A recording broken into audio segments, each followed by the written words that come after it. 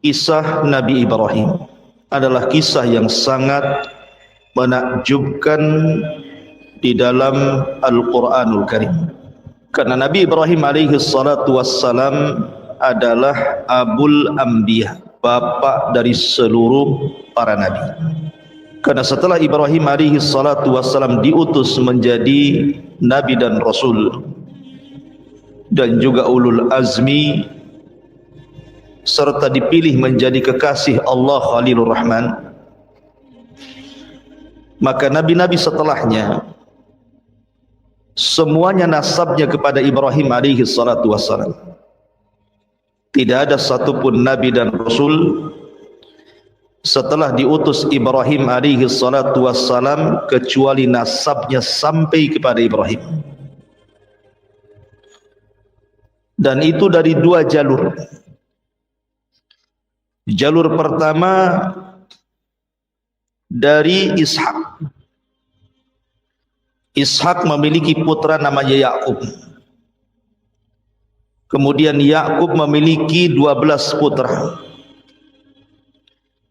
Dari keturunan 12 putranya disebut Bani Israel. Dan nabi-nabi Bani Israel itu bukan 1-2, ribuan. Makanya ketika Abi Dzar Al-Ghifari bertanya kepada Rasul tentang jumlah para nabi dan rasul, maka Nabi SAW menjawab bahwa jumlah nabi itu 124.000 nabi. Dalam riwayat 120.000 nabi. Dan jumlah rasul itu 315 rasul. Tetapi yang dikenal namanya dalam Al-Quran hanya 25 nabi dan rasul. Bukan berarti yang tidak kita kenal bukan nabi atau bukan rasul. Lah ribuan para nabi itu adalah turunan Nabi Allah Yakub, dan Yakub sendiri namanya Israel. Maka turunan Yakub disebut Bani Israel. Dan Bani Israel ditutup kenabiannya dengan Isa ibnu Maryam. Ini dari jalur Ishak. Kemudian di sana ada jalur yang kedua dari jalur Ismail. Tidak ada satupun turunan Ismail yang jadi nabi kecuali satu, Nabi kita Muhammad sallallahu alaihi wasallam. Makanya Ibrahim itu disebut Abul Anbiya, bapaknya para nabi. Al-Quran menyebut nama Ibrahim itu sebanyak 69 kali. Disebutkan di dalam surah Al-Baqarah 127, 125, 130, 132, 133, 135, 136. Kemudian disebutkan dalam surah Al-Imran 95, 97.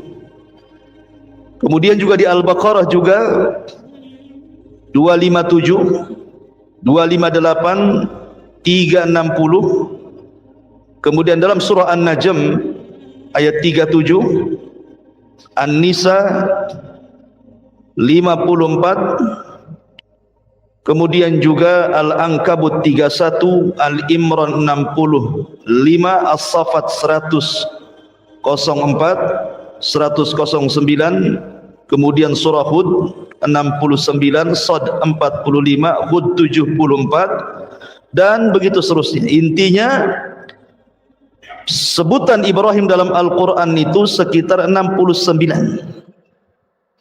di semua ayat-ayat dalam Al-Quran tersebar. Menariknya adalah Ibrahim ini adalah nabi yang dicintai semua agama.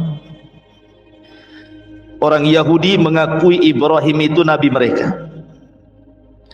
Orang Nasrani mengakui Ibrahim itu nabi mereka. Bahkan orang musyrik sekalipun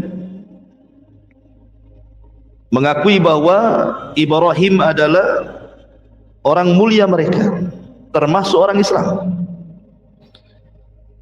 Bahkan saking cintanya kita kepada Ibrahim, selalu kita sandingkan dengan Rasul dalam setiap tasyahud. Kalau antum salat, ada namanya salawat Ibrahimiyah. Allahumma salli ala Muhammad wa ala ali Muhammad kama sallaita ala Ibrahim wa ala ali Ibrahim. Tapi apakah pengklaiman itu benar? Al-Quran membantah. Maka na Ibrahim Yahudiyan wala Nasraniyan walakin kana hanifan muslima wa ma kana minal musyrikin. Ibrahim bukan seorang Yahudi, Ibrahim bukan Nasrani, tapi Ibrahim adalah orang yang lurus akidahnya dan dia seorang muslim dan bukan orang-orang musyrik. Jadi Ibrahim itu muslim. Tidak benar pengklaiman orang-orang Yahudi bahwa Ibrahim itu adalah Nabi Yahudi. Tidak juga orang Nasrani mengklaim bahwa Ibrahim adalah Nabi Nasrani. Karena Ibrahim bukan Yahudi, Ibrahim bukan Nasrani, Ibrahim juga bukan musyrik, tapi Ibrahim itu hanifan muslima. Dia seorang muslim. Makanya Allah memerintahkan kita untuk mengikuti agama Ibrahim. Fattabi millata Ibrahim, ikutilah agama Ibrahim, karena itu adalah agama yang dibawa Nabi sallallahu alaihi wasallam. Dia adalah Abu Tauhid, bapaknya yang menegakkan tauhid. Ma'asyiral muslimin yang dimuliakan Allah Subhanahu wa taala. Kalimat Ibrahim, apa sih makna Ibrahim itu? Karena Ibrahim itu bukan bahasa Arab. Ibrahim itu bahasa Ibrani. Ada yang mengatakan Ibrahim itu artinya Abul Umam, bapaknya umat ini. Ada yang mengatakan Ibrahim itu Abu Ar-Rahim, bapaknya Ar-Rahim, yang memiliki kelembutan, karena dia orang yang pertama menjamu tamu dalam sejarah. Ada juga yang mengatakan makna Ibrahim itu artinya Abu Ar-Rafi, bapa yang maha tinggi. Kita mengenal Ibrahim memang tidak ada dalam Al-Quran atau Sunnah Nabi Sallallahu Alaihi Wasallam sejarah Ibrahim itu, kapan waktunya, bagaimana beliau besarnya, itu tidak dijelaskan. Tapi kita akan coba merunut Al-Quranul Karim dengan berusaha untuk mengambil petikan-petikan tafsir. Coba kita runut bagaimana kisahnya Ibrahim biar menjadi sebuah kisah, biar enak gitu ya. Ma'asyiral muslimin yang dimuliakan Allah Subhanahu wa taala.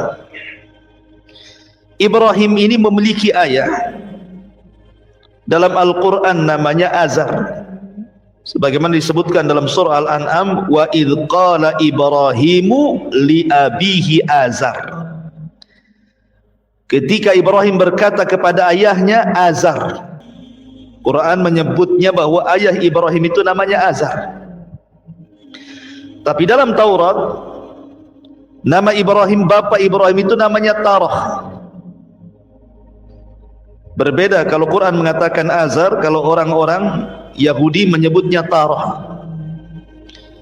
Dan ada juga yang berusaha untuk menggabung bahwa nama ayahnya Azar, lakabnya Tarah. Tapi yang jelas kita ini punya kitab sendiri, Al-Quran, maka kita memilih pendapat yang ada dalam Al-Quran. Nama Ibrahim itu adalah Azar. Azar sendiri punya 3 putra. Pertama Ibrahim, yang kedua Nahur, dan yang ketiga Haran. Haran inilah ayahanda Nabi Lut. Jadi Lut itu keponakan Ibrahim. Adapun istrinya Sarah bintu Haran, sama-sama Lut bin Haran, Sarah bintu Haran. Tentu Haran di sini berbeda. Kalau Lut itu putra daripada Haran yang merupakan saudara kandung Ibrahim, berarti jatuhnya keponakan Lut itu. Tapi kalau Sarah itu, dia adalah saudara Azar, bapaknya itu saudara Azar, berarti Ibrahim dengan Sarah itu sepupu. Jadi pahami ya? Jadi Sarah istri Ibrahim itu sepupunya Ibrahim. Kalau Nabi Lut keponakannya Ibrahim. Lah Nabi Allah Ibrahim alaihi salatu wassalam dibesarkan, bahkan dilahirkan di Irak, di Babil. Dan Babil saat itu dipimpin oleh seorang raja zalim namanya Namrud. Al-Imam Mujahid beliau mengatakan bahwa di dunia ini ada 4 raja yang pernah menguasai hampir sebagian dunia. Ingat, ini raja dunia ya, bukan seperti Firaun raja Mesir saja, bukan. Kalau Firaun itu bukan raja dunia, dia Mesir saja. Jadi 4 raja ini hampir menguasai dunia. 2 mukmin, 2 kafir. Adapun yang mukmin kata Imam Mujahid, pertama adalah Nabi Allah Sulaiman. Kekuasaannya hampir menyeluruh dunia. Kemudian yang kedua Dzulqarnain yang disebut dalam surah Al-Kahfi. Ini mukmin. Yang 2 kafir. Siapa yang kafir? Yang pertama Namrud, yang nanti kita akan kisahkan juga. Kemudian yang kedua Bukhtun Nasr, yang pernah membumi hanguskan Palestina dan membantai orang-orang Yahudi di zaman itu. Lah Ibrahim ini hidup di zaman Namrud. Dan kalau antum mendengar kisah Namrud, dialah manusia yang pertama kali bekerja sama dengan syaitan, dengan iblis. Dan dia yang membunuh bapaknya. Jadi bapaknya dibunuh oleh Namrud karena kerjasama dengan iblis untuk mengambil kekuasaannya. Jadilah Namrud raja dunia dan tidak pernah dikalahkan. Karena dalam riwayat Ismailiyat itu, Israiliyat, Namrud ini orang yang pertama kali mempelajari sihir kepada iblis. Walaupun ini perselisihan panjang para ulama, karena Al-Quran menyebutnya ada kisah Harut Marut. Tentu panjang lagi kisahnya dan banyak perselisihan ulama di sini. Ma'asyiral muslimin yang dimuliakan Allah Subhanahu wa taala. La Ibrahim dilahirkan di Babil, di Irak.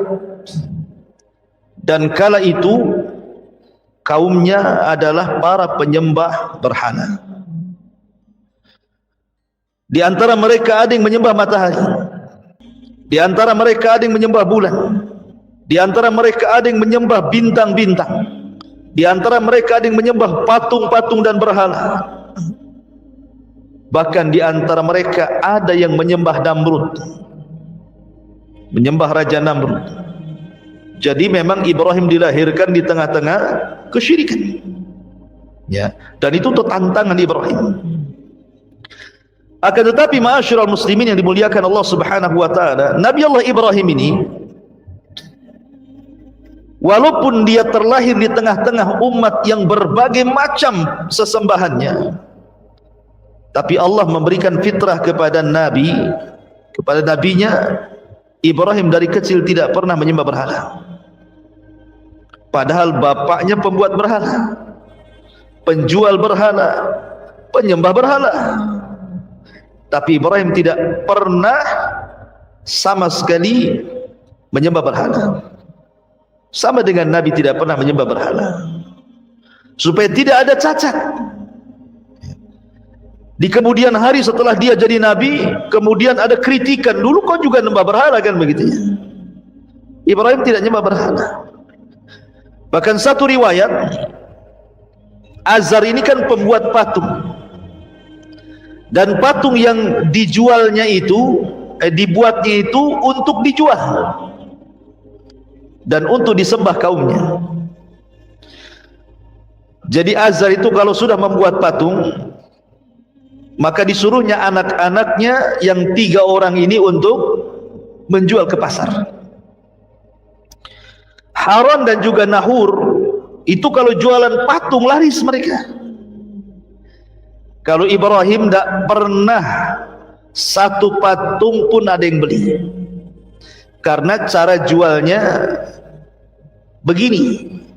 Kalau Ibrahim menawarkan patung itu, ishtaru man la yadurrukum wa la yanfa'ukum, belilah patung ini yang tidak bisa mendatangkan manfaat dan tidak bisa mencegah madarat. Kira-kira ada yang beli? Itu bahasa jualannya Ibrahim itu. Yang ada yang belilah, bahasa yang seperti itu. Belilah patung ini, tapi patung ini tidak memberikan manfaat kepada kalian dan tidak memberi madarat kepada kalian. Bahkan terkadang patungnya dibawa ke sungai, suruh minum. Ishrab, ishrab, minum, minum katanya. Ya nggak bisa minum lah patung. Ya. Jadi kadang-kadang ayahnya marah karena nggak pernah laku. Jadi dari kecil saja fitrahnya itu sudah menolak berhala Ibrahim itu. Maka disebut hanifan. Hanif itu lurus, tidak pernah melakukan kesyirikan, itu disebut hanif. Hanifan muslimah wa makana minal musyrikin. Sebelum saya lanjutkan kisah Ibrahim ini, Al-Quran banyak memberikan sifat-sifat mulia kepada Ibrahim. Pertama, Allah Subhanahu wa taala katakan, inna Ibrahima kana ummatan qanitan lillahi hanifah. Di sini Allah berikan 3 sifat. Sesungguhnya Ibrahim itu kana ummatan. Apa ummat itu? Ummat itu artinya ar-rajulul al-jami'u li hisalil khairi hatta yakuma maqama ummatin minan nas. Kalimat ummat ini artinya seorang laki-laki yang terkumpul sifat-sifat kebaikan padanya. Dimana kalau cerita keimanan, dia orang yang paling beriman. Kalau cerita sedekah, dia orang yang paling sedekah. Kalau cerita zikir, dia orang yang paling zikir. Sebutkan apa saja kebaikan ada pada dia, seolah-olah dia mewakili umat dan pantas untuk dijadikan uswatun hasanah. Kemudian yang kedua, qanitan. Qanit itu artinya luzumut ta'ah, orang yang terus di atas ketaatan. Makanya nanti kita kalau menceritakan Ibrahim dari kecil sampai tua, semua cerita ibadah, semua cerita dakwah, karena dia luzumut ta'ah, di atas ketaatan. Hanifan artinya lurus, tidak pernah melakukan kesyirikan. Kemudian Allah Subhanahu wa taala mensifati Ibrahim dalam Al-Qur'an syakiran li an'umi, hamba yang senantiasa bersyukur akan nikmat Allah Subhanahu wa taala. Kemudian Al-Qur'an juga mensifati dengan al-hilmu. Inna Ibrahim lahalimun awwabun munib. Ibrahim itu lahalim, orangnya lembut. Nanti kita lihat bagaimana dakwah dia ke orang tuanya, sangat lembut sekali, patut ditiru. Ya. Dan itu modal untuk berdakwah, kelembutan. Kemudian sakha, orangnya dermawan. Bayangkan Ibrahim itu punya peternakan unta. Untuk apa? Untuk dijual? Bukan. Ibrahim itu diberikan kekayaan oleh Allah Azza wa Jalla, dan dia punya peternakan unta. Peternakan unta itu hanya untuk menjamu tamu. Jadi kalau ada tamu, sembeli 1 unta. Ada tamu, sembeli 1 unta. Ada tamu, sembeli 1 unta. Hanya itu saja. Hanya untuk menghormati tamu. Makanya orang yang pertama kali menghormati tamu Ibrahim. Kita mah nggak pernah kalau ada tamu aqua gelas. Tamu aqua gelas. Tamu aqua gelas. Nggak pernah nyembeli ayam antum. Lihat Ibrahim ini sampai punya peternakan unta hanya untuk menjamu tamu saja, luar biasa. Kemudian orangnya sabar sekali. Hartanya untuk menjamu tamu, badannya dilemparkan ke api, anaknya disuruh disembelih. Sabar Ibrahim itu orangnya. Kemudian riayatu li ahli, dia senantiasa memperhatikan keluarganya. Sesibuk apapun Ibrahim berdakwah kepada kaumnya, tidak pernah melupakan keluarganya. Makanya di dalam Al-Quran sering Ibrahim digambarkan bagaimana dia berdakwah kepada bapaknya. Ya abati, wahai ayahku, lima ta'bud ma la yasma wa la yubsir. Kenapa kau sembah zat yang tidak mendengar, tidak melihat? Bahkan Ibrahim pernah berdoa kepada Allah, wajnubni wa baniya an na'budal asnam. Ya Allah, jauhkan aku dan seluruh anak turunanku jangan sampai ada yang menyembah berhala. Jadi memperhatikan keluarganya. Dan itu harusnya punya perhatian bagi kita. Yang pertama kali diperhatikan kepada keluarga, ajari mereka tauhid. Jangan melakukan kesyirikan. Karena umumnya kalau antum pulang ke kampung, keluarga di kampung itu mungkin kurang ilmu, tidak sampai hidayah kepada mereka, ya, masih suka datang ke dukun kan itu ya. Kemudian tangkal-tangkal, jimat-jimat, kemudian tradisi-tradisi yang berbau syirik kan itu ya. Dakwahi mereka. Kemudian juga Ibrahim itu syuja'ah, punya keberanian. Bayangkan dihancurkan patung-patung Namrud itu. Namrud itu raja dunia, ya. Kok bisa dihancurkan patung-patungnya? Kan kalau nggak berani nggak akan mampu tuh. Dia masuk ke daerah khusus di istana, tempat Namrud nyembah berhalanya, dihancurkan berhalanya. Kalau nggak punya keberanian nggak akan bisa. Ya, nanti kita jelaskan dan kita kisahkan. Dan Ibrahim disebut memiliki salamatul qalbi, sebagaimana Allah mengatakan idja'a rabbahu biqalbin salim. Ibrahim itu hatinya betul-betul jernih dan sifat-sifatnya banyak lagi. Makanya wajar kalau seandainya Allah mengatakan innallaha astafa Adama wa Nuha wa ala Ibrahima wa ala Imrana 'alal alamin. Sungguhnya Allah telah pilih pertama Adam karena dia bapak manusia. Kemudian Nuh karena dia rasul pertama. Kemudian Ibrahim karena dia bapaknya para nabi. Kemudian keluarga Imran karena dia imamnya Baitul Maqdis. Inilah orang-orang yang dipilih dalam Al-Quran. Ya. Jadi Ibrahim itu salah satu orang yang dipilih oleh Allah Azza wa Jalla. Ma'asyiral muslimin yang dimuliakan Allah Subhanahu wa ta'ala. Adapun di masa remajanya, bagaimana kisah Ibrahim di masa remaja? Ibrahim ini ketika diangkat oleh Allah Subhanahu wa ta'ala menjadi nabi dan rasul setelah dewasa, maka yang pertama kali dakwah adalah keluarga. Dan itu disebutkan dalam surah Maryam ayat 41 sampai 48, detail di situ. Allah mengatakan wadhkur fil kitabi Ibrahim innahu kana siddiqan nabiyya. Ceritakanlah wahai Muhammad kisah Ibrahim di dalam Al-Quran. Sesungguhnya dia adalah seorang yang sangat membenarkan, maksudnya seorang nabi. Idh qala li abi, ketika dia berdakwah kepada ayahnya, ya abati lima ta'budu ma la yasma' wa la yubsir wa la yughni anka syai'a. Lihat bagaimana panggilan Ibrahim kepada ayahnya, padahal ayahnya kafir. Ibrahim tidak memanggil namanya ya Azar, tidak, wahai ayahku, wahai ayahku, tidak pernah memanggil nama.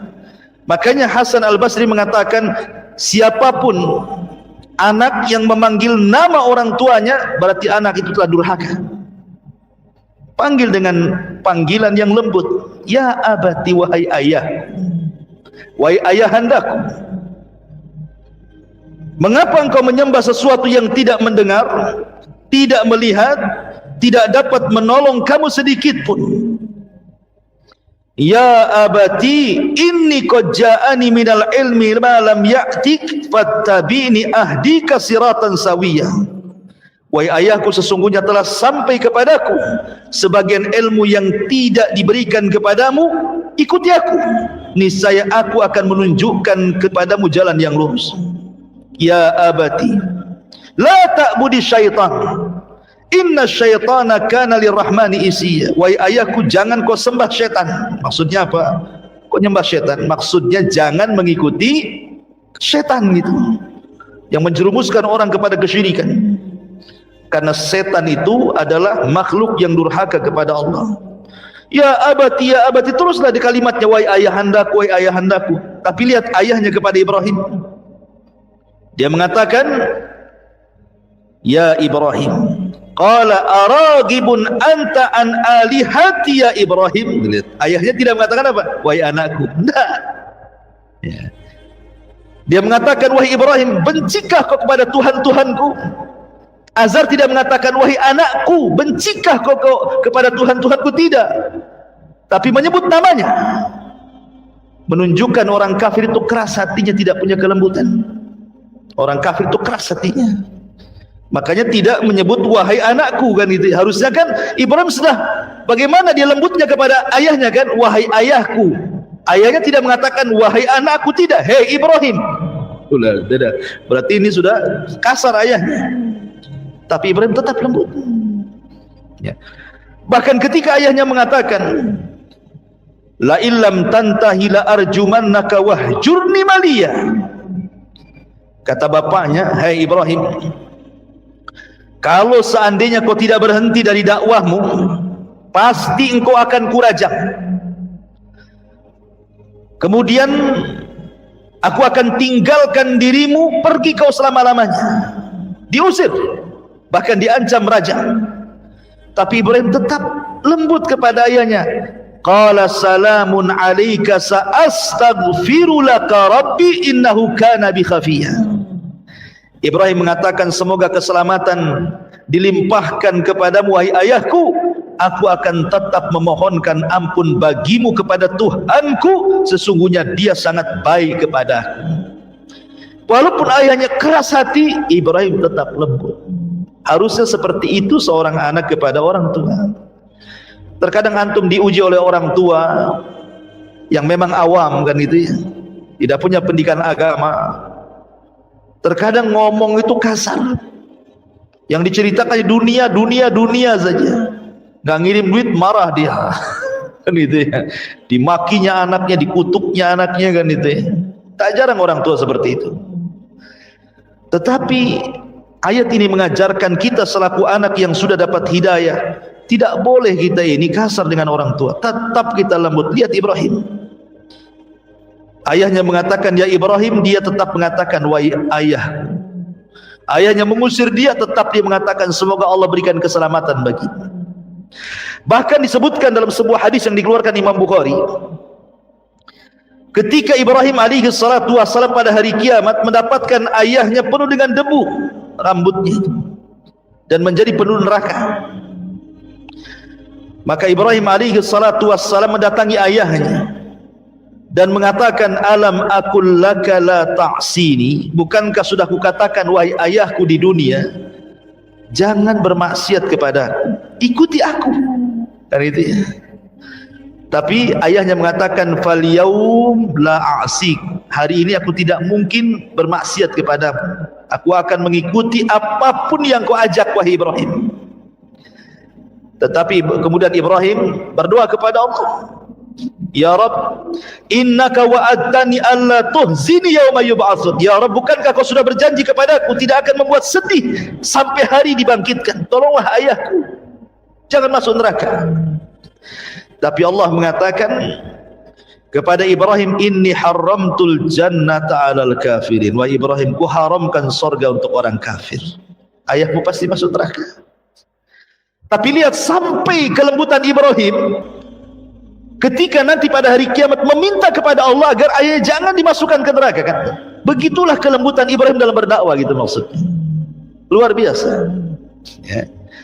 Ma'asyiral muslimin yang dimuliakan, setelah dia berdakwah kepada keluarga, di sini tidak disebutkan kepada ibunya karena tidak ada kisahnya, semua kepada ayahnya. Kemudian mulailah Ibrahim berdakwah kepada seusianya, kepada teman-teman duduknya. Karena antum pasti punya teman-teman duduk gitu ya, di warung kopi di mana kan adalah ya.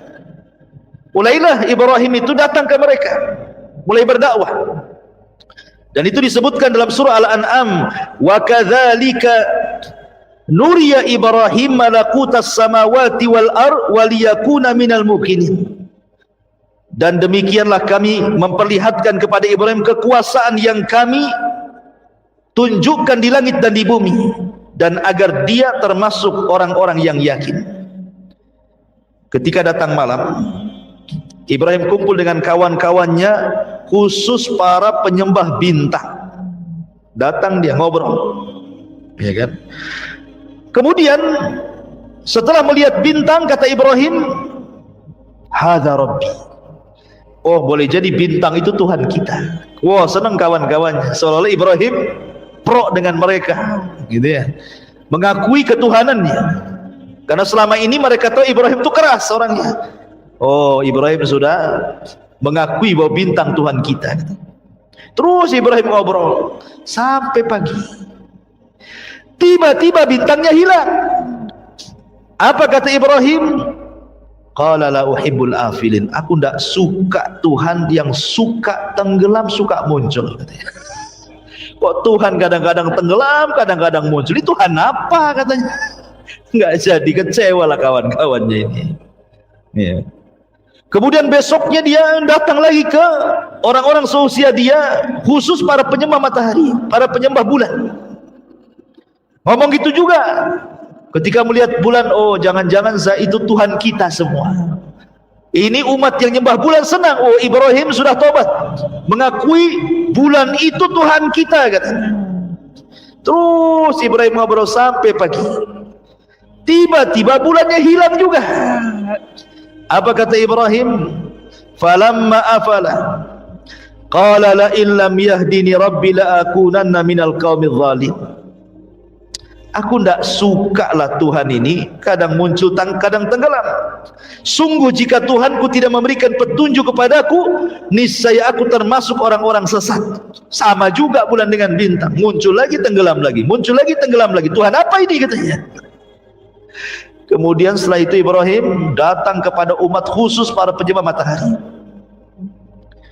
Kemudian setelah melihat matahari, dia sedang ngobrol-ngobrol dengan para penyembah matahari dan mengatakan, hadza rabbi hadza akbar. Oh, mungkin ini Tuhan yang benar, lebih besar dibandingkan matahari, bulan dan juga bintang. Ini lebih besar, jangan-jangan ini Tuhan kita. Oh, senang para penyembah matahari. Rupanya Ibrahim terus ngobrol sampai sore. Matahari pun tenggelam. Gimana Tuhan ini semuanya muncul tenggelam katanya. Maka Ibrahim mengatakan, qala ya qaumi inni bari'um mimma tusyriku. Wahai kaumku, aku berlepas diri dari kalian, dari kesyirikan yang kalian lakukan. Aku tidak akan nyembah Tuhan yang kalian sembah. Ibrahim seperti ini bukan berarti Ibrahim sedang cari Tuhan. Ibrahim ini konteksnya sedang berdakwah. Dia tahu Tuhannya Allah, tapi dia ingin berhujah kepada orang-orang yang menyembah bintang, menyembah bulan dan menyembah matahari, bahwa yang kalian sembah itu tidak benar, gitu maksudnya. Makanya Ibrahim masuk ke wilayah mereka, masuk ke wilayah sini, masuk ke wilayah sini, maksudnya kan, seolah-olah Ibrahim itu bagian dari mereka, untuk berhujah kepada mereka bahwa bintang, bulan, matahari itu bukan Tuhan. Makanya Allah mengatakan dalam surah Fussilat ayat 37, wa min ayatihi al-lailu wan-nahar wasyamsu wal-qamar la tasjudu lisyamsi wala lil-qamar wasjudu lillahilladzi khalaqahunna in kuntum iyyahu ta'budun. Dan dari tanda-tanda kuasa Allah ada malam, ada siang, ada matahari, ada bulan. Jangan kalian sembah matahari, jangan kalian sembah bulan, sembahlah Allah yang menciptakan itu semuanya kalau kalian betul-betul beribadah kepada Allah.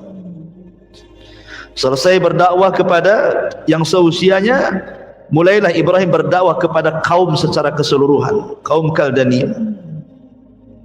Allah Subhanahu wa taala berfirman dalam surah Al-Ankabut 16 sampai 18. Wa Ibrahim idh qala liqaumihi u'budullaha wattaquh dzalikum khairul lakum in kuntum ta'lamun innama ta'buduna min dunillah awthanan wa takhluquna ifkan innal ladzina ta'buduna min dunillah la yamlikuna lakum rizqan fabtaghu indallahi rizq wa'buduhu washkuru lahu ilaihi turja'un wa in tukadzibu faqad kadzdzaba umamum min qablikum wa ma 'alar rasuli illal balagul mubin.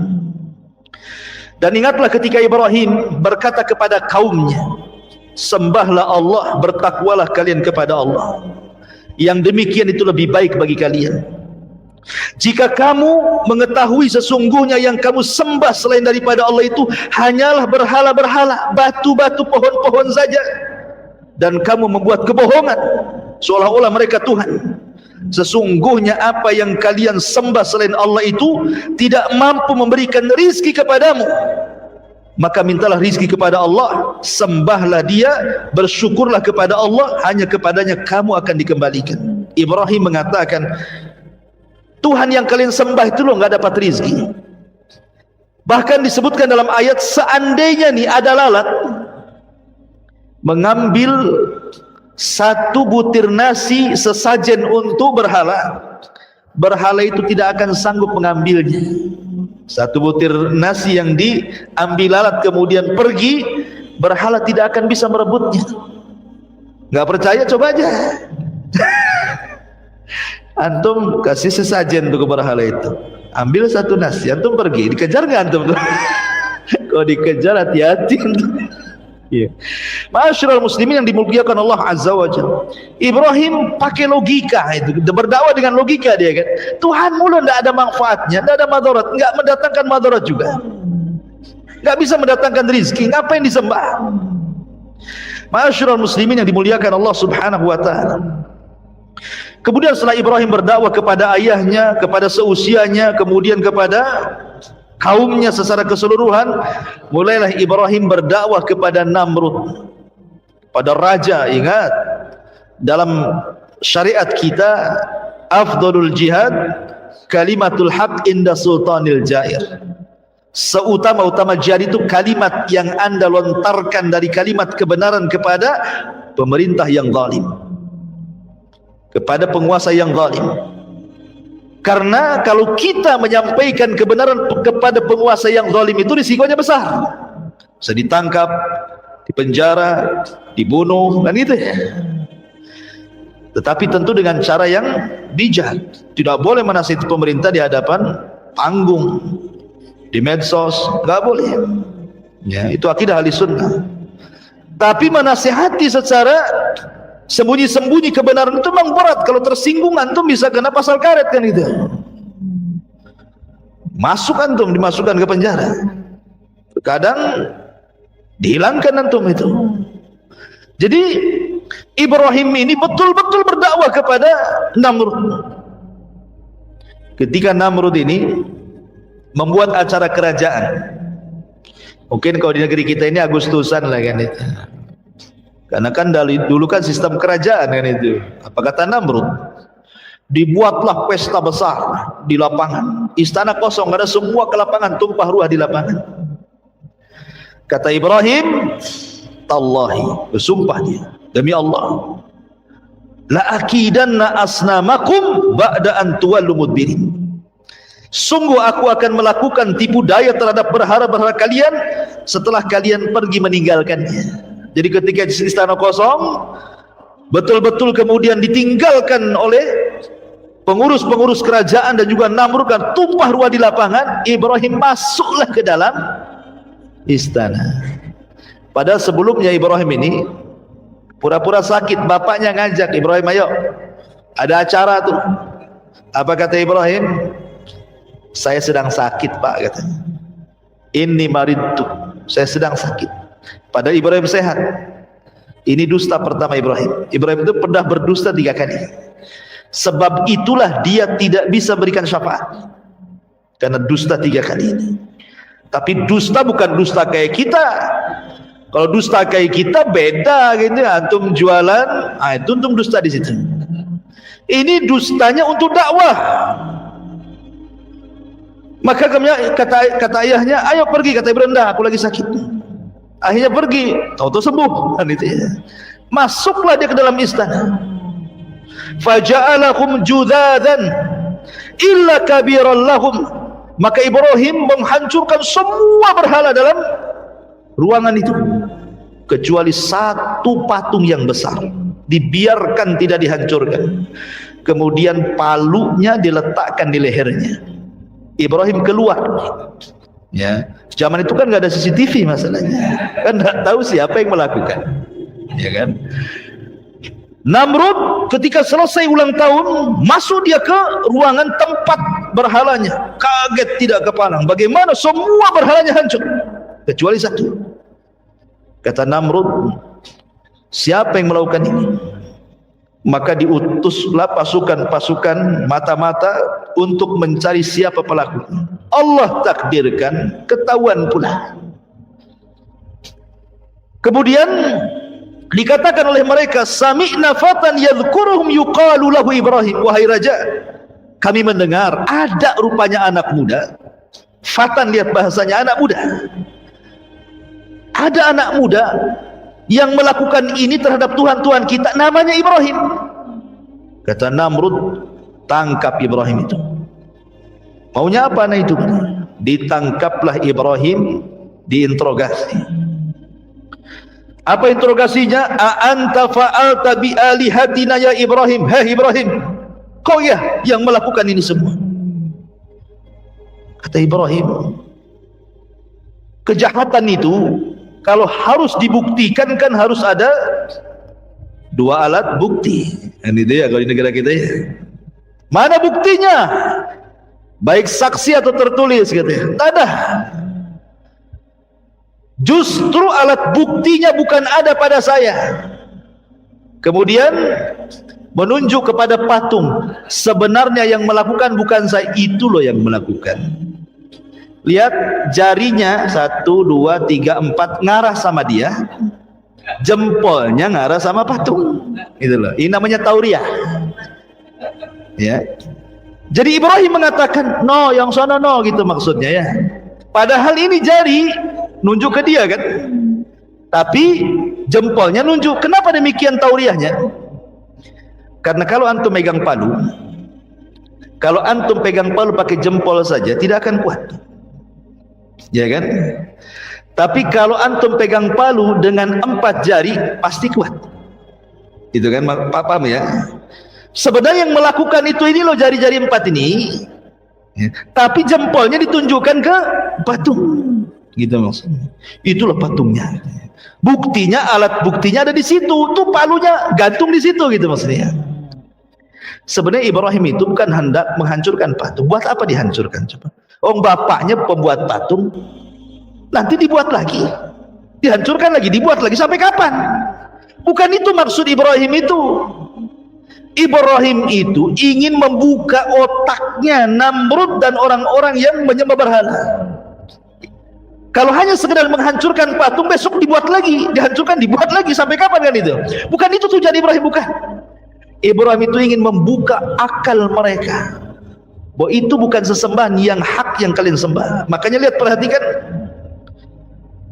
Kemudian mereka mengatakan,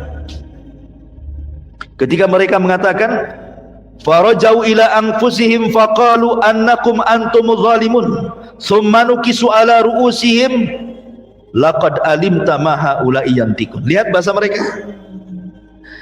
Maka mereka kembali kepada diri-diri mereka. Ketika Ibrahim menunjuk bahwa yang melakukan itu patung yang besar itu, maka mereka kembali kepada diri mereka sendiri, mulai sadar. Lalu mereka berkata kepada sesama mereka, sesungguhnya kamulah yang mendolimi diri sendiri. Kemudian mereka menuduhkan kepada menundukkan kepala, lalu berkata, hei Ibrahim, pasti kamu tahu bahwa berhala-berhala itu tidak mungkin bicara. Kamu ngomong yang salah itu yang besar sana, kata kaumnya. Ya tidak mungkin lah saya nanya dia, gitu maksudnya bahasanya. Masa saya nanya dia, kamu sudah tahu dia nggak bisa bicara, katanya. Itu kan sebenarnya dari situ bantahan bagaimana? Loh, kalau sudah tidak bisa bicara ngapain disembah gitu maksudnya. Akhirnya qala Ibrahim mengatakan, afata'buduna min dunillahi ma la yanfa'ukum syai'an wa la yadurrukum uffil lakum wa lima ta'buduna min dunillahi afala ta'qilun. Kata Ibrahim, mengapa kamu menyembah sesuatu selain Allah yang tidak dapat memberi manfaat sedikit pun ataupun mendatangkan madarat? Celaka kalian, dan apa yang kalian sembah selain daripada Allah, mana akal kalian? Kata Ibrahim. Ketika hujah mereka kalah, maka mereka tidak bisa berhujah kecuali dengan cara lain. Mereka tidak bisa berhujah lagi di hadapan Ibrahim. Ketika mereka tidak bisa hujah, apa kata mereka? Qalu harriquhu wansuru alihatakum in kuntum fa'ilin. Maka serentak orang-orang mengatakan, bakar saja Ibrahim itu, bantu Tuhan-Tuhan kalian, katanya, kalau kalian betul-betul membela Tuhan kalian, katanya. Akhirnya kemudian Ibrahim pun diadili dan diputus harus dibakar. Akhirnya semua manusia dikumpulkan dalam satu lapangan, dan Raja Namrud meminta semua pasukan mencari kayu bakar. Bahkan setiap satu rumah harus membawa kayu bakar. Bayangkan, setiap rumah membawa kayu bakar. Setinggi apa tuh kayu bakarnya itu? Satu kota Batam setiap rumah bawa kayu bakar, taruh di Ingku Putri sana itu. Gak muat Ingku Putri itu, kan itu ya. Dibakar sampai tinggi sekali tuh. Ibrahim belum dimasukkan supaya orang melihat, beginilah orang yang kurang ajar kepada Namrud bernasib sama dengan Ibrahim. Dibuatlah manjanik. Manjanik itu ketepel besar gini, gitu ya. Jadi boleh ketepel taruh sini, Ibrahimnya lempar gitu. Dibuatnya ketepel, taruh di sini Ibrahim, kemudian disaksikan oleh orang banyak, dilempar betul-betul ke dalam lautan api itu. Di tengah-tengah antara ketepel dan api itu datang malaikat. Malaikat menawarkan pertolongannya. Jibril, Mikail, semua, bahkan Mikail menawarkan hujan biar padam tuh api itu. Tapi Ibrahim alaihi salatu wassalam mengajarkan tawakal yang kuat dan mengatakan, amma ilaika fala wa amma ilallahi fabala. Kata Ibrahim, adapun saya harus meminta pertolongan kepada kalian, oh tidak. Tapi kalau kalian suruh meminta pertolongan kepada Allah, ya. Maka Ibrahim mengatakan, hasbunallah wa ni'mal wakil, ni'mal maula wa ni'man nasir. Cukuplah Allah penolong. Ketika Ibrahim masuk ke dalam api, semua binatang datang meniup supaya padam, kecuali satu binatang, tokek pula datang niup-niup supaya gede. Si tokek ini, semua binatang itu niup supaya padam, si tokek ini niup supaya besar. Makanya Nabi SAW memerintahkan untuk membunuh wazak, ya tokek dan sejenisnya lah ya, cicak, tokek, bahkan berpahala tuh. Sekali pukul mati pahalanya besar, ya. 2 kali pukul kurang pahalanya, 3 kali pukul kurang, dipukul-pukul gak mati-mati. Berarti cicak-cicakan itu. La haula wala quwwata illa billah. Makanya kenapa cicak itu sunahkan dibunuh. Apakah kemudian cicak sekarang ini menerima kesalahan tokek di zaman Nabi Ibrahim? Gara-gara tokek moyang saya gitu, saya yang kena imbasnya dibunuh. Nggak ada kaitan. Ya, memang itu perintah. Ya. Ketika Nabi SAW memerintahkan sesuatu untuk dibunuh, berarti memang ada madaratnya. Seperti kenapa Rasul memerintahkan untuk membunuh tikus. Memang tikus itu fawasik, binatang fasik, suka nyuri. Ya. Kalau jengking, ular suruh dibunuh, karena memang binatang yang membahayakan. Ini ular pula dirawat sama orang. Kan ada tuh orang lawat ular yang gede-gede itu, tidur pula sama ular dia. Banyak kejadian lah, orang rawat ular dipatuk ular pula dia mati. Ya. Dulu ada perempuan tuh nari ular, kena patuk mati dia. Gitu ya. Jadi memang suruh dibunuh kok malah dirawat pula. Kecuali binatang-binatang yang memang tidak boleh dibunuh, seperti kodok, nggak boleh dibunuh kata Rasul. Karena kodok ini salah satunya adalah dia untuk membunuh hama-hama padi. Kalau dibunuh, padinya banyak ini kan. Ada pula sate kodok. Kodok tuh nggak boleh dibunuh. Kalau antum ingin sate kodok nggak apa-apa, makan hidup-hidup, keluar hidup-hidup. Nggak bisa kan? Nggak boleh dibunuh kodok itu. Biarkan dia hidup, dilarang. Tawon nggak boleh dibunuh. Saya pernah ke Banyuwangi, suruh makan. Sekali, Pak, makan Pak. Ini apa nih? Sayur tawon. Nggak bisa ya. Kok sayur tawon? Rupanya orang itu di sayur asam tawon itu. La haula wala quwwata illa billah. Nggak boleh tawon dibunuh. Ya, jadi ada binatang-binatang yang boleh dibunuh, ada binatang-binatang yang tidak boleh dibunuh. Ketika Rasul mengatakan bahwa wazak itu dibunuh, ya kita bunuh. Apa alasannya? Ya, yang jelas setiap binatang yang dibunuh pasti ada madaratnya. Tidak perlu kita katakan karena ini warisan moyang tokek dulu, enggak.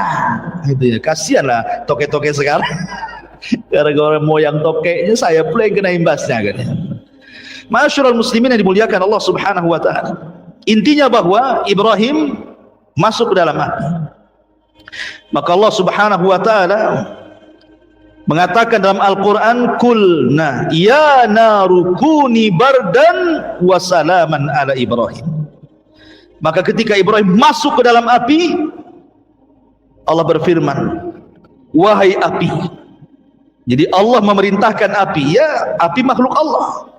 Allah sudah berhak memerintahkan makhluknya.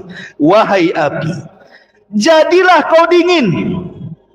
Coba bayangkan kalau ayat sampai di sini titik, bahaya. Satu api dunia bisa dingin, orang nggak bisa ngopi. Seandainya ayat ini sampai di sini saja, wahai api dingin kau, dingin semua. Ya, bukannya kalau kita ini ngerebus apa namanya, ngerebus air, bukan mendidih beku dia, kan gitu ya. Tapi ayat ini tidak sampai di sini. Ayat ini lanjut, bukan hanya bardan saja, wassalaman. Selamatkan. Sebab kalau hanya dingin, Ibrahim bisa mati kedinginan. Makanya Allah mengatakan wassalaman, dan juga selamatkan. Siapa? Ala Ibrahim. Berarti dinginnya api itu khusus untuk Ibrahim, bukan untuk yang lainnya. Berarti tetap panas api itu. Dan jangan pula antum baca ayat ini kemudian antum masukkan telunjuk ke kompor. Qul ya naru kuni bardan wa salaman. Terbakarlah antum. Tidak ada ceritanya. Ya, ini khusus Ibrahim. Antum tidak bisa, walaupun baca ayat ini 1000 kali tetap aja api itu panas. Ya. Ma'asyiral muslimin yang dimuliakan Allah Azza wa Jalla. Kemudian setelah beberapa hari, kan padamnya lama tuh, api segede gitu kan padamnya lama. Sudah padam, abunya pun masih panas kan itu ya.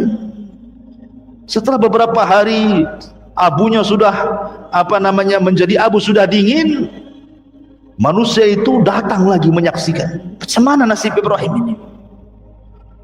Tiba-tiba di dalam abu itu keresak, kerusuk, keresak, kerusuk.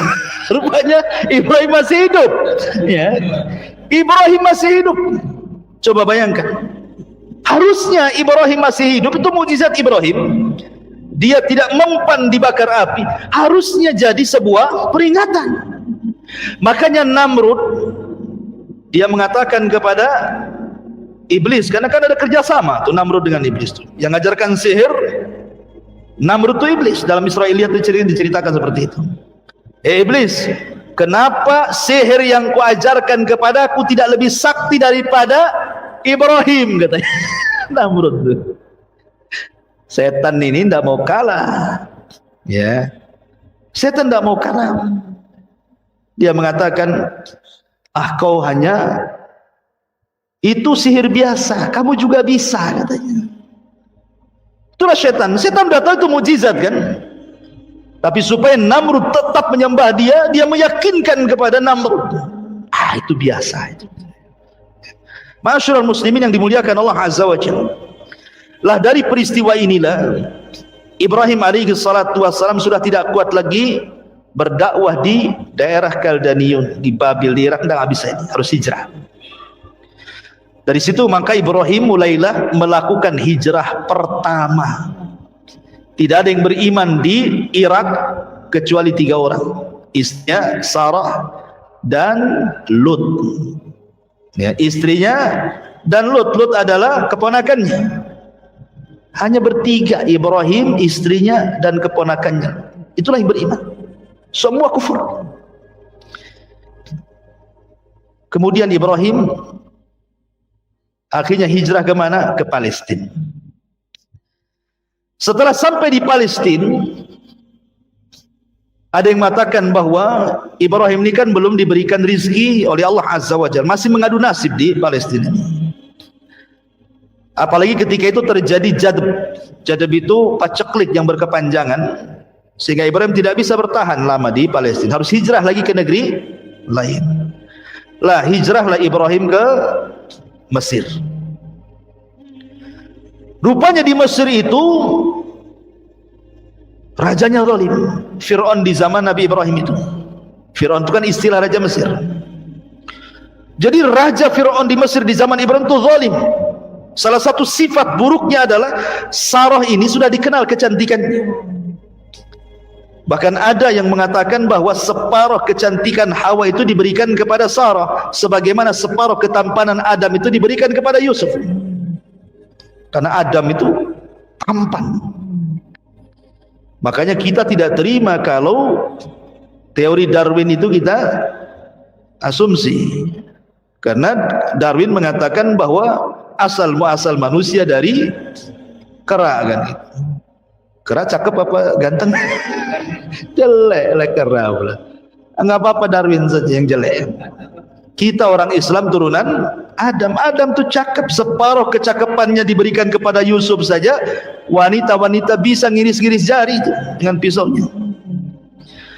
Lah ketika kemudian Ibrahim sampai di Mesir, Ibrahim mengatakan karena raja ini tabiatnya jelek, dia kalau melihat istri orang cantik gak terima, pasti dibunuh suaminya, diambil istrinya ya. Makanya Ibrahim berbohong kedua kali. Tadi yang pertama berbohong di ibunya, di bapaknya, ngajak keluar bilang sakit. Yang kedua berbohong di raja, ketika mengatakan tuh patung itu yang nakal, aku ndak nakal katanya. Nah ini yang berbohong ketiga nih, ngomong sama istrinya, raja ini, kalau kau tahu kau istriku, kau akan ditangkap. Katakan kau saudariku. Tauriah juga maksudnya bukan saudari di sini, saudari beneran, maksudnya saudari seagama gitu maksudnya. Tapi katakan kau saudariku, dan jangan kau katakan aku suamimu. Katakan aku ini saudaramu. Tapi karena Sarah ini cantik memang, datanglah prajurit-prajurit raja ini, nggak peduli walau ngaku saudari-saudara, kalau cantik diambil. Kan gitu ya. Diambil akhirnya Sarah ini. Dibawa ke istana Ibrahim, hanya bisa terdiam dan melakukan sholat. Nah, ini pentingnya. Kata Rasul, kalau ada masalah, sholat. Ibrahim lagi pusing dari istrinya diculik sama raja, sholat dia. Wasta'inu bis sabri was sholat. Kita pertolongan dengan sabar dan salat. Datangkanlah Sarah ke hadapan raja. Namanya orang cantik. Ya raja sudah tidak sabar lagi. Ketika raja ini hendak menjamah Siti Sarah ini, sebutkan dalam sebuah hadis bahwa Sarah berdoa kepada Allah Azza wa Jalla. Dalam doanya Sarah mengatakan, ya Allah, lindungi aku, tahanlah kezalimannya kepadaku. Tiba-tiba ketika raja hendak mendekati Sarah, kayak orang setruk, tak bisa digerakkan tangannya. Kemudian raja mengatakan, berdoalah kau kepada Allah agar tanganku tidak seperti ini. Akhirnya Sarah berdoa, dibalikin lagi tangannya, sehat lagi. Setelah sehat, mau lagi dia. Nah, itulah kadang-kadang maksiat kan. Ya, kadang-kadang kita, wah udah tobat nggak mau lagi. Balik lagi ke maksiat itu, kan gitu ya. Itulah setan tuh. Ya. Mau jamah lagi, Sarah berdoa lagi, setruk lagi dia. Sampai 3 kali raja ini ketakutan. Dipanggilnya para prajurit yang nangkap Sarah ini. Apa kata raja? Hei, sini kamu. Kusuruh kalian bawa orang, kau bawa setan pula ke sini, katanya. Ketakutan raja itu. Kusuruh kalian bawa orang, kalian bawa setan pula ke sini, katanya. Karena ketakutan raja, suruh nyingkir Sarah ini. Sebagai imbalannya dikasihlah Hajar. Hajar itu anak raja. Perang kalah, jadi tawanan Raja Fir'aun ini. Maka kemudian kata sang raja, ambillah nih Hajar, bawa ke sana, bawa bersama, mau pergi sana. Akhirnya Sarah pun pergi membawa budak pemberian daripada sang raja zalim. Ketika kemudian berjumpa dengan Ibrahim, Ibrahim sedang sholat. Begitulah keajaiban sholat. Ya. Ma'asyiral muslimin yang dimuliakan Allah, akhirnya karena tidak mungkin dilanjutkan di Mesir, balik lagi Ibrahim ke mana? Ke Palestina. Lah Ibrahim ini ikhwatu fiddin muliakan Allah Subhanahu wa taala. Usianya sudah lanjut. Setiap hari dia berdoa kepada Allah Subhanahu wa taala, Rabbi habli minas salihin. Ya Allah, anugerahkan kepadaku anak yang saleh. Tapi tidak kunjung dikasih. Karena sudah tua, istrinya sudah nenek-nenek, bahkan dikatakan mandul. Tapi Ibrahim tidak jenuh mengatakan, Rabbi habli minas salihin, ya Rabb, anugerahkanlah kepadaku anak yang saleh. Kenapa Ibrahim minta yang saleh? Karena kalau anak itu saleh menjadi qurratu a'yun, menjadi penyejuk mata orang tua. Tapi kalau anak jahat, terkadang orang tua ini keceplosan ngomong, nak, baiknya kau mati saja lah. Apa kalau tahu kau kayak gini, ngapain ku lahirkan dirimu? Bagus waktu bayi ku cekik kau, katanya. Kan gitu ya. Ada orang tua yang saking kesalnya sama orang tua, sama anak itu, sampai ngomongnya aneh-aneh itu. Udah tahu gini ku cekik, mati kau, katanya. Karena enggak soleh. Sumpah hati orang tua. Makanya Ibrahim tuh minta anak yang soleh. Kita juga sama. Doa kita kepada anak-anak itu, ya Allah jadikan anak kita yang soleh, jadikan, supaya anak itu menjadi penyejuk mata gitu.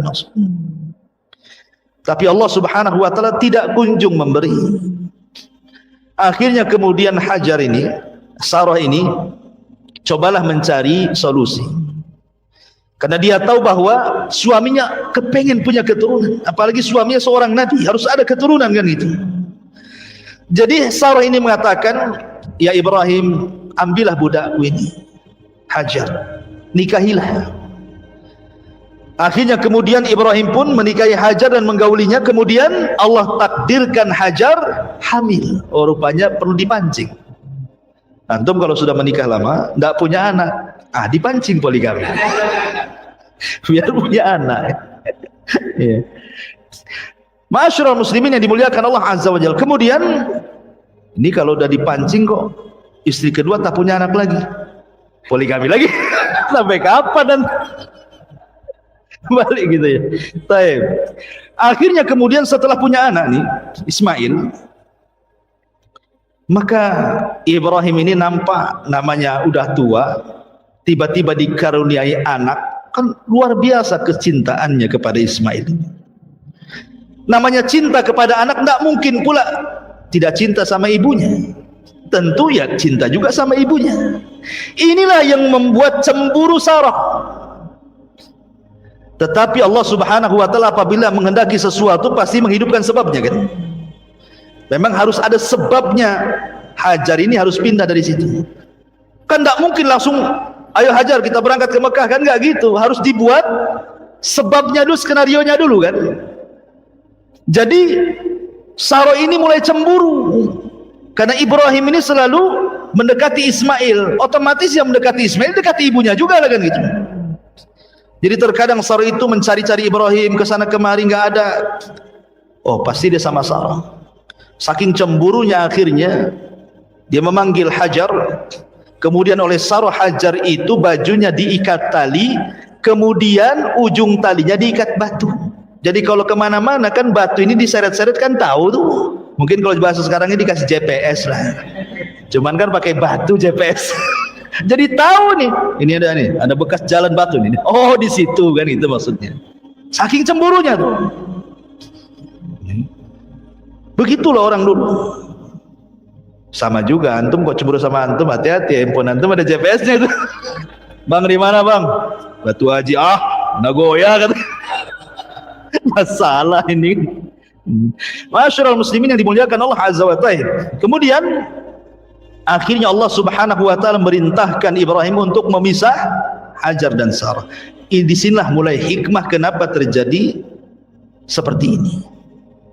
Kemudian Allah mengarahkan agar Ibrahim membawa Hajar dan juga Ismail bayi untuk pergi ke Mekah. Mekah itu bukan kayak sekarang mentereng, tidak. Mekah itu disebutkan dalam Al-Quran biwadin ghairi di zar'in inda baitikal muharram. Kau bawa Hajar ke sebuah lembah yang isinya hanya batu, padang pasir, tidak ada pohon, tidak ada tanaman, tidak ada makanan, tidak ada minuman, bahkan tidak ada orang. Jadi penghuninya cuma satu, dia ajalah Hajar itu sama bayinya Ismail. Dibawalah Ibrahim, bahkan dari Palestina ke Mekah ini jauh. Kalau zaman dulu naik unta itu 1 bulan perjalanan tuh. Dan di situ ada syarat. Ibrahim hanya meletakkan gitu saja, dan tidak boleh tinggal walaupun beberapa hari. Letak pulang. Bayangkan, diletakkan langsung pulang. Ketika pulang ada syarat lagi, tidak boleh nengok ke belakang, tidak boleh menjawab panggilan, pergi gitu saja. Coba perasaan Hajar digituin. Kalau wanita zaman sekarang, cerai aja bang lah, kan itu kan bahasa kita ya, pain nggak ada perasaan nih suami nih katanya. Ya kan, kalau dibuat kayak gitu tuh, karena wanita-wanita di zaman sekarang ini, antum sudah kasih semuanya saja dibilang antum nggak punya perasaan, ya kan?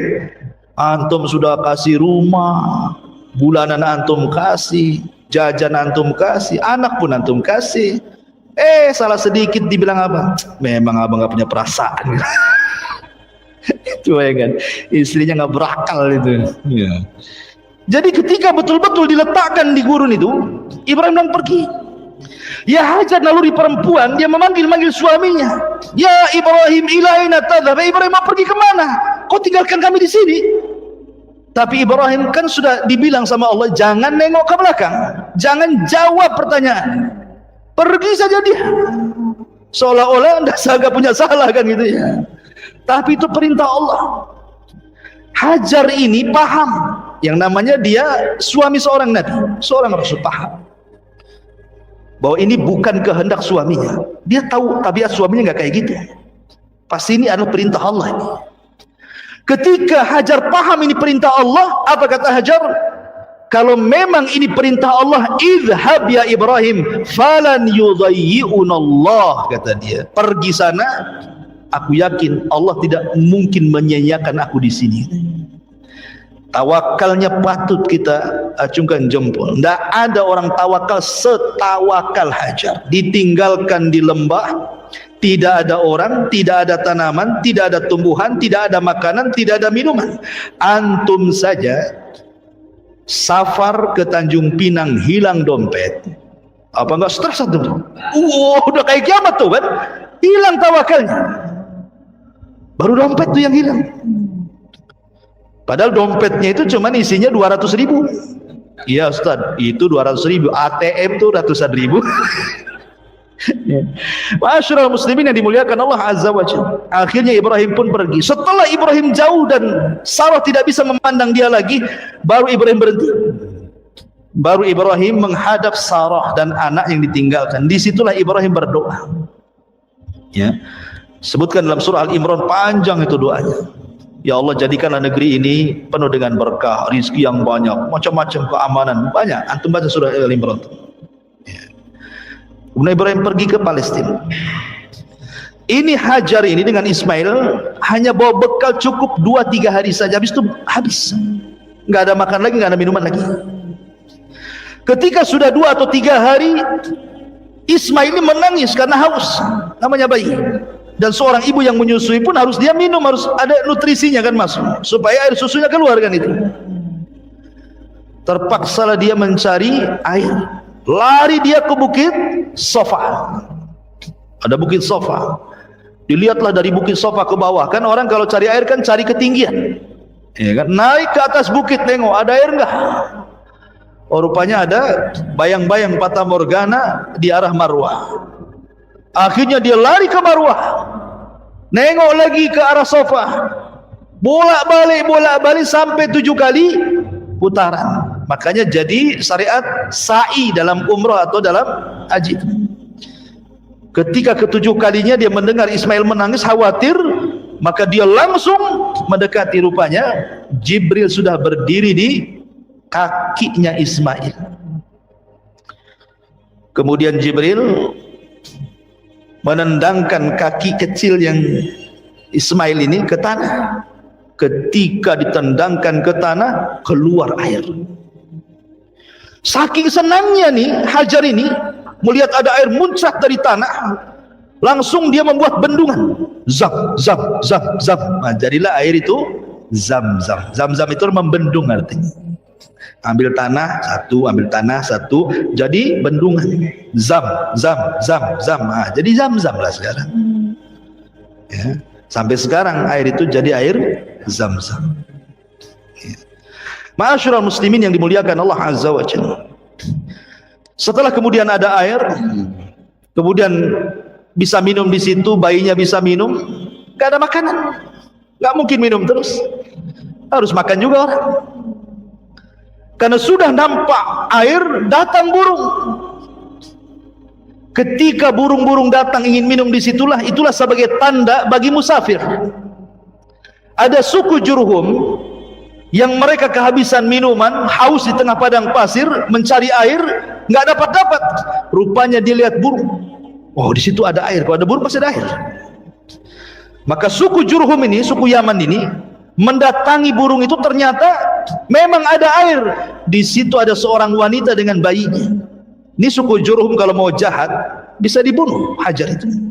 Untuk ngambil air kan gampang saja, cuma wanita saja. Tapi suku Jurhum itu ada dari kabilah Yaman. Dan Rasul mengatakan untuk ahli Yaman, ahlul Yaman itu araqul qulub, lembut hatinya orang Yaman itu. Ya. Makanya kemudian akhirnya minta baik-baik. Boleh nggak saya minum dari airmu? Kata Hajar, boleh, tapi barter dengan makanan. Nah, disitulah dia bisa makan. Maka terjadilah barter minuman dan makanan. Akhirnya Allah jamin, betul kata Hajar, kalau memang ini perintah Allah, idzan lan yudayyi'unallah. Inilah kata-katanya terbukti. Ya kan? Kalau memang ini perintah Allah, wahai Ibrahim, pergi kau sana. Allah yakin tidak mungkin menyia-nyiakan saya di sini. Makanya nggak disia-siakan. Datang dengan sebab itu dapat makanan. Sehingga suku Jurhum itu akhirnya menjadi tempat singgah suku Jurhum di situ. Kalau dia safar ke sana kemari, singgahnya di situ. Lama-lama kemudian suku Jurhum ini meminta kepada Hajar, boleh nggak kami tinggal di sini? Berapalah satu kaplingnya. Akhirnya diizinkan tinggal 1 tenda, 2 tenda, 4 tenda, 7 tenda, 100 tenda. Jadilah kampung kabilah Jurhum di situ. Disinilah Ismail ketika mulai sudah bicara, maka dia belajar bahasa Arab kepada suku Jurhum. Dan dia orang yang paling fasih dibandingkan Jurhum itu sendiri bahasa Arabnya. Makanya Ismail disebut musta'rib. Arab itu terbagi 3. Ada al-Arabul Badiyah, ada al-Arabul Baqiyah, ada al-Arabul Musta'rab. Arabul Badiyah sudah musnah, itu kaum Ad, hilang sudah di zaman Nabi Hud. Ya. Zaman Nabi Soleh, kaum Samud itu hilang semua itu, tidak ada turunannya. Kemudian Arabul Baqiyah, itulah dari Qahtan. Dari Qahtan. Kemudian ada Musta'rab. Musta'rab inilah orang Arab, orang bukan Arab tapi pasti berbahasa Arab. Itulah Ismail. Ya. Makanya Ismail bukan Nabi Arab. Nabi Arab itu cuma 4. 1 Hud, 2 Saleh, 3 Syuaib, 4 Nabi kita Muhammad sallallahu alaihi wasallam yang betul-betul lahir di Arab. Tapi Ismail kan lahirnya di Palestina. Dia orang Palestina dia. Ya kan, baru hijrah ke Mekah kan itu. Belajar bahasa Arab kepada suku Jurhum, akhirnya pandai bahasa Arab dan menikah dengan suku itu. Ya, dengan suku Jurhum, dan punya anak sampai turunnya kepada Rasulullah. Jadi Arab dulu itu yang menguasai Jurhum sebelum perang dengan suku lain namanya Khuza'ah. Suku Jurhum ini masih mengikuti agama Ibrahim dan Ismail, mentauhidkan Allah, karena Ismail berdakwah kepada mereka jadi muwahhidun, orang-orang yang bertauhid. Dijajahlah sama Khuza'ah, kalah Jurhum ini. Karena ditakut kalau seandainya Zam-Zam dikuasai mereka, ditimbun pula Zam-Zam sama suku Jurhum. Ketika mereka balik ke Yaman dikuasai Khuza'ah, maka Zam-Zam hilang. Baru diketemukan di zaman Abdul Muttalib. Dialah yang menemukan Zam-Zam yang dipendam Jurhum itu. Kita kembali ke kisah. Jadi setelah Ismail kemudian bergaul dengan suku Jurhum, kemudian juga sudah dewasa, Allah mengatakan dalam Al-Quran, falamma balagha ma'ahu sa'ya. Ketika Ibrahim usianya sudah sampai sa'ya. Sa'ya itu artinya sudah bisa diajak bicara, yang mengatakan usianya sudah antara 10 sampai 15 tahun. Ya sudah remaja ya. Sudah bisa diajak bicara, dimintai bantuan, diajak diskusi, kan itu usia-usia 10 tahun sampai 15 tahun kan sudah bisa lah orang tua berbicara itu, ngajak bicara itu. Ibrahim ini tidak pernah ketemu dengan Ismail sekian tahun, udah belasan tahun tak pernah ketemu. Sehingga Ibrahim ingin melihat anaknya, berangkatlah dari Palestina ke Mekah. Di malam hari sebelum keesokan harinya dia berjumpa dengan Ismail, mimpi pula Ibrahim ini. Dalam mimpinya dia menyembelih putranya Ismail, betul-betul disembelih. Ibrahim pun ketika terbangun dia termenung. Bagaimana tidak? Ini bala ujian berat, ikhwan, ya kan? Sudah lama tidak punya anak, akhirnya Allah berikan anak. Kemudian anaknya sudah besar, tahu-tahu mau disembelih. Ini kan ujian besar kan gitu ya. Termenung Ibrahim, tapi karena memang mimpinya para nabi wahyu, mau tidak mau ini adalah perintah. Antum jangan samakan mimpi antum dengan mimpi Ibrahim. Jangan pula antum mimpi nyembelih anak, besoknya ambil pisau pula antum. Mimpi antum dari setan. Kalau mimpi nabi itu dari Allah. Jadi terpaksalah dia harus ngomong. Ketika besoknya ketemu Ismail, oh senang, namanya bapaknya dah lama gak ketemu, istrinya juga, suaminya gak ketemu, kan senang. Maka Ibrahim kemudian harus ngomong walaupun berat. Dibawanya Ismail ke tempat yang lain, dijauhkan dari ibunya. Kemudian ayahnya ngomong baik-baik. Dia mengatakan, qala ya bunai, inni ara fil manami anni azbahuka fanzur madza tara. Wahai anak, bapakmu semalam tidur bermimpi. Dalam mimpi bapakmu menyembelih dirimu, fanzur madza tara. Bagaimana pendapatmu? Lihat, seorang bapak tidak boleh diktator sama anak. Kan ada tuh orang bapak kalau anaknya salah aja udah main tampar, main maki, main awas kau ya. Oh, udah main awas kau aja tuh. Ya. Tapi diajak ngomong baik-baik. Harusnya seperti itu seorang bapak pada anak. Diajak ngomong baik-baik anaknya, diajak diskusi. Ya. Libatkan diskusi. Menurut adik gimana ya bagusnya? Padahal jelas-jelas kalau dia berpendapat pun tidak bermutu ya pendapatnya. Tapi untuk ngajari dia berpendapat, apa salahnya? Kalau nak, menurut kamu gimana? Nggak apa-apa. Seperti Ibrahim ini ngajak diskusi kan? Fangdur madzatar. Menurutmu gimana nih? Tapi Ismail ini anak dari Hajar yang tawakalnya kuat, anak daripada Ibrahim yang Khalilur Rahman. Dia tidak bercanda, tidak ngasih muqaddimah. Dia langsung mengatakan, ya abatif alma tu'mar satajiduni insyaallahu minas sabirin. Oh, mantap di jawabannya. Wahai bapak, lakukan saja. Kalau ini perintah Allah, lakukan saja. Insya Allah engkau akan dapati aku termasuk anak yang sabar. Lihat bahasanya. Ismail tidak mengatakan if'al ma turid, lakukan apa yang kau mau wahai ayahku, tapi bahasanya if'al ma tu'mar, lakukan yang diperintahkan. Sebab kalau bahasanya lakukan apa yang kau mau, berarti bukan perintah Allah, ini kemauan bapaknya. Tetapi ketika bahasanya tu'mar, ini perintah, berarti tahu Ismail ini perintah Allah, bukan kemauan bapaknya. Dan lebih hebatnya lagi, Ismail mengatakan insya Allah. Insya Allah ini seolah-olah Ismail ingin mengatakan, wahai ayahku, kalau aku redho untuk disembelih, kau juga redho untuk menyembelih, Allah pun redho aku disembelih, pasti kau dapati aku termasuk anak yang sabar. Tapi seandainya aku redho disembelih, kau juga redho siap menyembelih, tapi Allah tidak redho, ini tidak akan menjadi anak yang sabar. Makanya bahasanya insyaallahu minas sabirin. Ya, itulah bahasa Quran luar biasa. Jika Allah berkehendak, kan itu ya, pasti kau akan dapati termasuk hamba Allah yang sabar. Ismail tidak pernah dia menyekat kalimat itu. Maksudnya tidak ada kata-kata mukadimah. Pak, itu kan mimpi.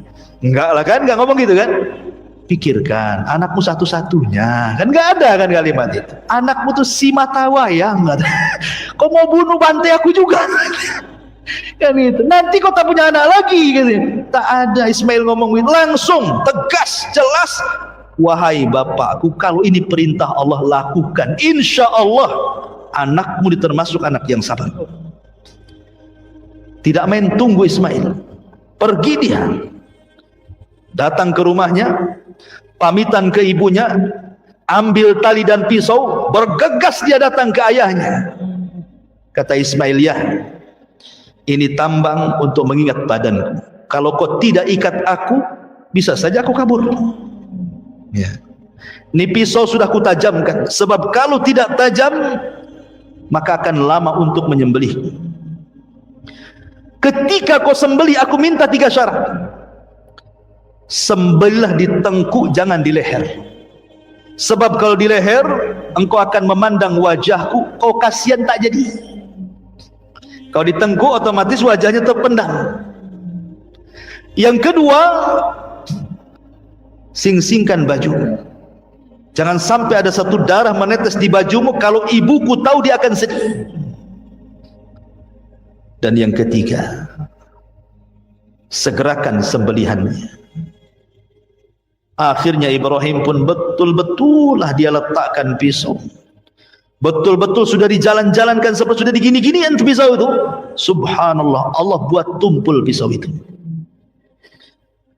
Sebagaimana Allah menjadikan tongkat Nabi Musa ular, sebagaimana Allah jadikan api Ibrahim tidak membakar, Allah pun bisa membuat pisau tajam jadi tumpul. Jadi tumpul, tidak bisa disembelih gini-gini. Ketika betul-betul kesungguhan Ibrahim menyembelih putranya juga nggak bisa-bisa, tiba-tiba Allah Subhanahu wa taala berfirman, "Wa nadainahu ayya Ibrahim qad saddaqta ru'ya." Tiba-tiba dari langit ada panggilan dari Allah, Ibrahim, engkau sudah membenarkan mimpimu. Seolah-olah apa? Engkau sudah lulus ujian. Kau sudah lulus ujian. Kenapa Ibrahim sampai melakukan seperti ini coba? Dan kenapa Allah pula memberikan bala seperti ini? Kenapa ujiannya enggak yang lain saja? Kenapa harus menyembelih gitu ya? Kan banyak ujian, kenapa harus ini maksudnya? Ibrahim itu diuji oleh Allah Subhanahu wa taala soal kecintaan. Karena biasanya ketika orang cinta kepada Allah, contoh nih antum ketika belum ada pekerjaan, oh rajinlah antum ke pengajian, ramailah pengajian itu.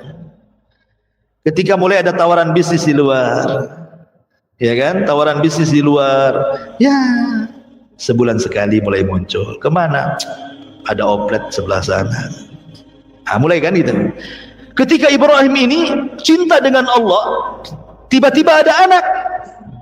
Dikhawatirkan kecintaan Ibrahim kepada anaknya mengalahkan kecintaan dia kepada Allah. Jadi Allah ingin menguji, apakah cintamu masih tulus kepadaku ataukah sudah berpaling ke lain hati kepada anakmu. Soalnya seperti itu.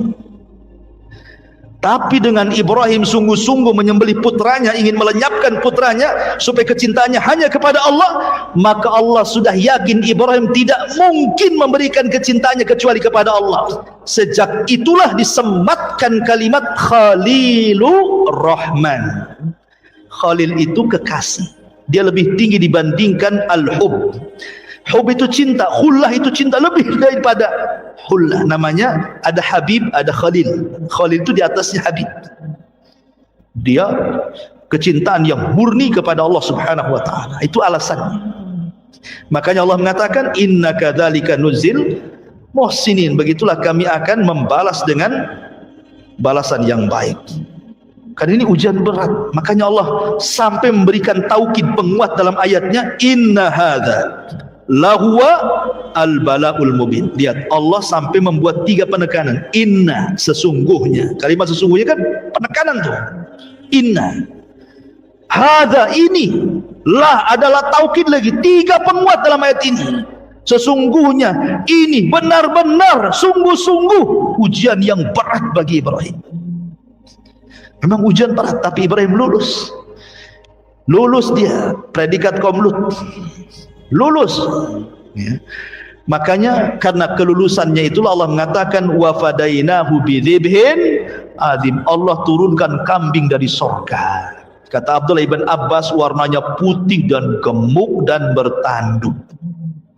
Jadi kalau antum cari korban yang gemuk, yang bertanduk, yang putih. Tapi kalau Rasul suka warnanya amlah, putih, ada campuran hitam. Kalau kambingnya Ibrahim putih semua, ya kan?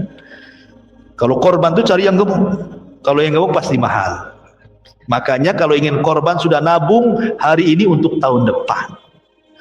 Jangan udah dekat-dekat korban sibuk cari utangan. Pasti dapat kurus itu, nggak dapat gemuk. Gitu ya. Jadi kalau antum betul mau korban yang tabung dari sekarang kan gitu ya. Untuk tahun depan pasti dapat gemuk, dapat jantan. Dapat warna yang bagus, karena kalau mahal itu semua ada kan itu. Kalau murah antum mau cari yang mana? Kadang-kadang udah jelas-jelas bawa 5 juta, ada pula harga 3 juta, yang 2 juta dimasukkan lagi. Udah ini aja katanya, murah katanya. Kita sedang bermuamalah dengan Allah, ikhwan, bukan bermuamalah dengan orang. Karena kurban ini yang sampai kepada Allah bukan daging, bukan darah, tapi takwanya kita kepada Allah. Langsung cerita. Lanjut cerita, kemudian Ibrahim menyembeli domba itu. Makanya Allah mengatakan dalam ayat yang lain, wa taraknahu lil akhirin, dan cerita Ibrahim ini akan menjadi sebuah cerita bagi orang-orang setelahnya. Makanya setiap datang kurban pasti cerita Ibrahim, karena akan menjadi cerita bagi orang-orang setelahnya. Setelah itu maka Ibrahim pun balik lagi ke Palestina. Kemudian setelah itu meninggallah Sarah. Ketika meninggal Sarah, dia balik ke Mekah, kemudian membangun Ka'bah bersama Ismail dan tinggal di Mekah. Bahkan ketika meninggal Hajar, dia menikah lagi ya. Sampai akhirnya ketika Ismail alaihi salam sudah tua, beliau menikah dengan salah satu wanita Jurhum. Masalahnya akhlaknya jelek wanita yang pertama ini. Ketika Ibrahim ingin tahu istrinya seperti apa, dia datang ke rumahnya. Asik ngeluh saja istrinya itu. Karena suka ngeluh istrinya tidak tahu kalau itu ayahnya Ismail. Karena tidak pernah tahu kan mukanya. Dan istrinya pun tidak tahu itu ayahnya. Ibrahim hanya ingin menguji tentang kesabaran istrinya. Tapi istri pertama Ismail itu banyak ngeluh ya. Dan sifatnya perempuan kan ngeluh ya biasanya. Akhirnya kata Ibrahim, sampaikan kepada suamimu, ghayyir atabatababik, ganti tangga yang menuju rumah depan itu saja. Pergi dia. Datang Ismail, cerita istrinya, bang, tadi ada orang tua begini. Tahu-tahu dia berwasiat kepadamu, ghayyir atabatababik, suruh ganti tangga menuju tempat depan rumahmu. Kata Ismail, oh kamu tidak paham, itu ayah, berarti dia menyuruh aku untuk menceraikan kamu. Ceraikan istri pertama. Ketika para pembesar Jurhum mengetahui bahwa Ismail ini menceraikan istrinya karena buruk akhlaknya, maka para pembesar itu kan banyak anak-anak perempuan ditawarkan. Sudah nikah dengan anak saya aja, menikah dengan anak saya saja. Dapatlah istri kedua yang sangat baik sekali. Tapi Ibrahim masih tetap ingin nguji. Dia datang. Kemudian istrinya dilihatnya baik sekali. Nggak ada keluhan sama sekali. Kemudian dihidangkan makanan dan minuman, kambing dan juga air zam-zam. Maka setelah itu Ibrahim makan daging kambing, minum air zam-zam. Kata Ibrahim, Allahumma barik lakuma fi syarabikuma wa ta'amikuma. Ya Allah, berkahi makanan keduanya dan minuman keduanya. Sejak Ibrahim mendoakan daging kambing dan juga air zam-zam, sejak itulah kambing dan zam-zam menjadi berkah sampai hari ini. Makanya orang Mekah walaupun makan kambing nggak akan kolesterol, nggak akan darah tinggi, nggak akan kumat asam uratnya, nggak akan. Ya, karena didoakan Ibrahim. Ya kan, kambingnya itu didoakan. Makanya dulu zaman Nabi kambing itu makanan pokok. Makanya sampai sekarang orang Arab itu makan kambing pagi, siang, sore, malam. Nggak kayak kita. Walaupun 1 bulan ya tetap aja kayak gitu. Coba antum beli kambing di Tamiang, pagi antum kambing, siang antum kambing, malam antum kambing, sebulan saja mungkin antum yang diantar ke Tamiang. Beli kambing di Tamiang, antum pula diantar ke Tamiang, ke kuburan Tamiang sana. Ini bahaya ya kawan. Ya. Jadi itulah bedanya kambing sana berkah. Lah Ibrahim mendoakan makanan yang ada di Mekah, Rasul mendoakan makanan yang ada di Madinah. Madinah dulu makanan pokoknya kurma. Maka Rasul mendoakan keberkahan 2 kali lipat makanan Madinah dibandingkan Mekah. Makanya kurma Madinah itu kurma yang luar biasa, disebut dengan ajwa. Semua kurma Madinah disebut ajwa, kan dapat doa Nabi. Siapa yang makan 7 butir ajwa di pagi hari nggak akan kena sihir, nggak kena racun sampai sore hari, kan begitu. Jadi sama-sama didoakan. Kalau makan Mekah didoakan Ibrahim, makanan Madinah didoakan Rasulullah.